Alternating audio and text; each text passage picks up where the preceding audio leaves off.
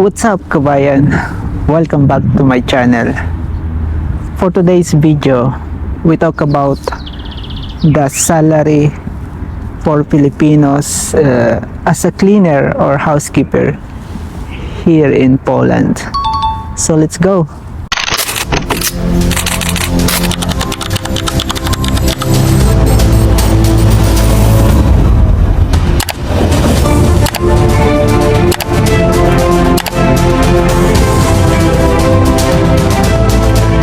Isang kabayan na naman ang nag-comment sa akin. Sabi niya, "Sir, magkano ba ang sahod ng housekeeper or cleaner sa Poland?" So, magandang katanungan yun na naman. Dito sa Poland, mga kabayan, base sa aking experience ay iba-iba yung pasahod sa cleaner or housekeeper kasi nung pumunta ako dito sa Poland, ang apply ko ay cleaner or maid according dun sa working permit ko, dun sa pinirmahan kong kontrata pati. Nung dumating ako dito way back late 2019, ang nakalagay lang doon sa kontrata ko or working permit ko ay 1,700 zloty. May putal pa yon, hindi ko lang maibigay yung buo pero yun lang talaga yung nakalagay doon sa working permit ko at saka sa kontrata na pinirmahan ko dyan sa Pilipinas, dyan sa agency ko na Jobs Manila. Pero nung dumating ako dito, nagbago yon. So, nagkaroon ako ulit ng panibagong kontrata doon sa agency ko dito sa Poland na APT Fulfill. So, tumaas ng 2,000 plus 2,500 yung sahod ko, So, itong tinutukoy kong sahod ay way back 5 years ago, mga kabayan, bilang isang maid or cleaner. Kasi all around ako doon sa hotel na pinagtrabahuhan ko, kasi nga pandemic, walang masyadong guest, kaya kami lahat yung gumagalaw bilang isang runner, bilang isang room attendant or cleaner ng room, bilang isang linen store, or ikaw na yung linen store dito, ikaw yung magdi-deliver ng mga linen sa magazine, sa clean magazine, So, ikaw na rin yung magdi-deliver ng mga guest requests, mga ganon, kung tawagin dito ay runner. Parang ganyan din sa Pilipinas. So, fast forward tayo, nitong mga nakaraang taon, biglang nagbago yung pasahod dito dahil nga naalis yung restriction ng COVID-19. Nung naalis yung restriction ng COVID-19, ang per hour ko nung nasa agency pa ako ay 17 or 16 zloty per hour yung pasahod sa akin. Pero yung pasahod ng hotel dun sa agency ko ay per room, according dun sa manager ko sa housekeeping. So medyo magulo, hindi nyo maintindihan, pero yun talaga yung sabi sa akin ng manager ko dun sa housekeeping, per room daw yung pasahod niya, kasi nga ang kontrata ko ay maid, diba? So dun naman sa agency ko, ang kontrata ko kasi doon ay full contract doon sa APT Fulfill. So yun yung agency ko dito pagdating ko sa Poland, So connected yan doon sa agency ko dyan sa Pilipinas, kumbaga parang sister company sila, or family business, hindi ko alam, basta yun yung naririnig ko doon sa may-ari. So focus tayo doon, or fast forward tayo doon sa salary ng cleaner or ng maid or housekeeping dito sa Poland, So sa ngayon, ang iba na yung trabaho ko, sa sa under hotel na.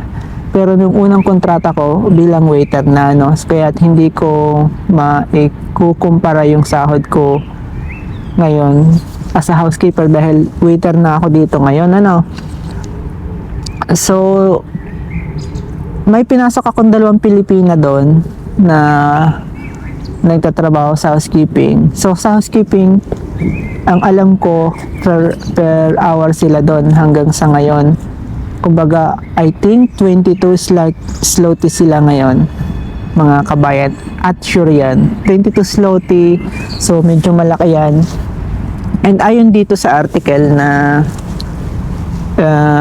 nabasa ko, kasi nag-check talaga ako ng latest salary ngayon ng mga cleaner or ng mga housekeeper dito sa Poland.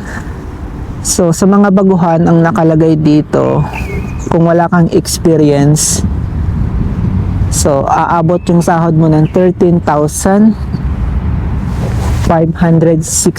PLN kada taon. Sabi dito, ano. So, may mga experience naman ng 2 to 5 years. So, ang sahod kada taon ay 18,280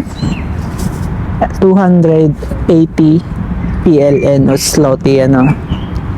So 10 to 15 years ang experience ay nagpapasahod ang kumpanya ng halagang 28,680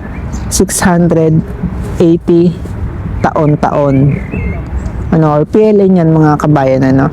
Kung ang experience mo naman ay 15 to 20 years, so sasahod ka ng 33,960 PLN taon-taon. So ito ay disclaimer lamang, itong binabanggit kong pasahod na ito kada taon, ano. Kung ang experience mo naman ay 20 years pataas, ang nakalagay dito sa article na nababasa ko ay 35,340 PLN taon-taon, ano. So itong source na to, ang sabi dito, ang pasweldong ito ay batay sa edukasyon. Kung meron kang high school diploma, so ang sahod mo kada taon ay 17,860 PLN taon-taon.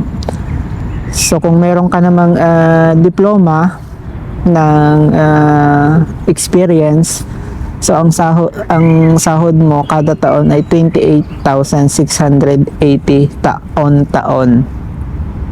So ito yung nakalagay dito, mga kabayan, ano.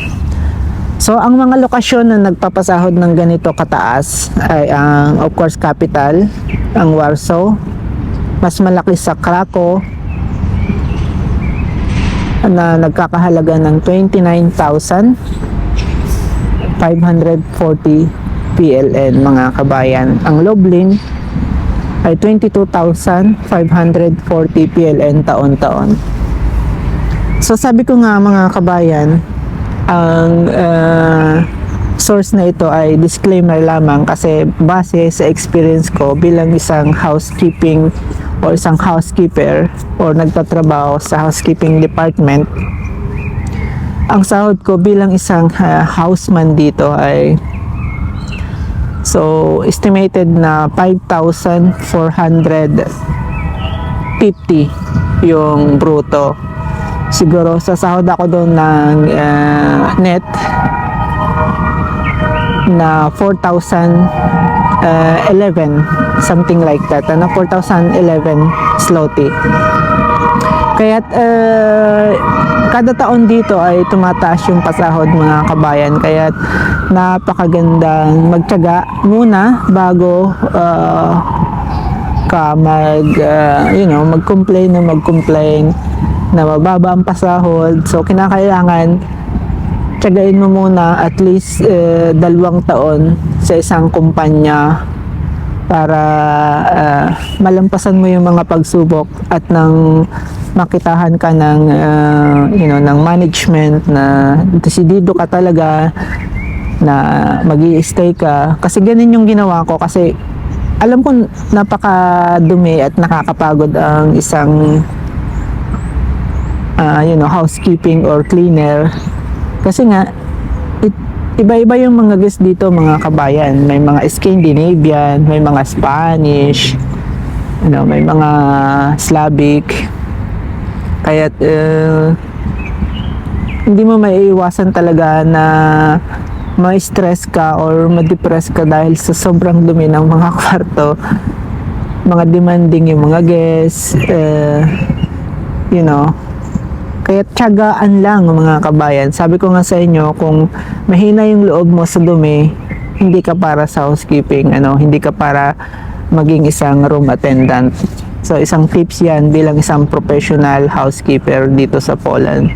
So masasabi kong professional housekeeper dahil nagtapos ako ng hospitality management dyan sa Pilipinas. Meron akong mga seminar, training at experience sa Shangri-La, Makati. So paano ba maging isang professional housekeeper or professional cleaner? So ang magandang tips ko sa inyo, kung hindi nyo kayang tapusin yung 4 years course bilang isang HRM or bilang isang hospitality management, so kinakailangan pumasok kayo sa TESDA. Maganda ang TESDA magbigay ng skills mga kabayan. Kasi kahit ako, nagtapos na ako ng pag-aaral ng 4 years course bilang isang hospitality management, pero nakadalawang beses akong kumuha ng certificate sa TESDA bago ako pumunta dito sa Poland, So kung ikaw balak mong mag-abroad, Europe, ang hinahanap talaga nila ay yung skilled job. Kung ang choice mo ay bilang isang housekeeping or isang cleaner or isang room attendant, so pumunta ka sa pinakang malapit na TESDA sa inyong lugar dyan sa Pilipinas, kumuha ka ng certificate at ng skilled for 6 months, tapos kumuha ka ng experience. Pagkatapos nun, mag-try ka mag-apply papunta ng Europe mga kabayan. Yun yung pinakamabilis at sekreto na ginawa ko nung nandyan pa ako sa Pilipinas. So kahit ako ay nagtapos ng pag-aaral na 4 years, hindi ako tinanggap ng agency dahil kulang pa daw ako sa experience. Sabi niya, wala daw akong experience sa pag-abroad, kaya dagdagan ko pa yung experience ko. So yung mga sinabi ko ay ilan lang yan sa mga tips na pwede nyong gawin kung ang pangarap nyo ay mag-abroad dito sa Poland mga kabayan.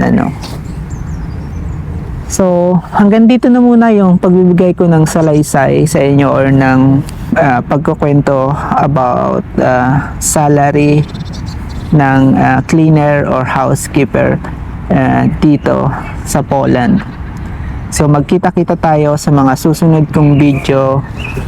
So kung may mga katanungan, huwag mahiyang mag-iwan ng comment sa comment section ng video na to. And God bless sa inyo mga kabayan. So thank you.